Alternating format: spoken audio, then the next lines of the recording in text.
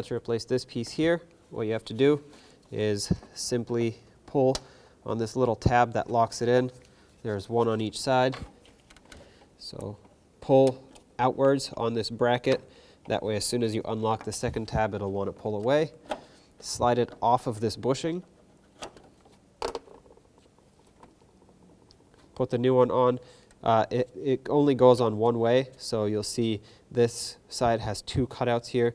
That side you actually want facing down, and this side that's flat, which actually says up, will go up facing you. Press it in, lock it, make sure it snaps in, and now if you need to, do the same to the other side.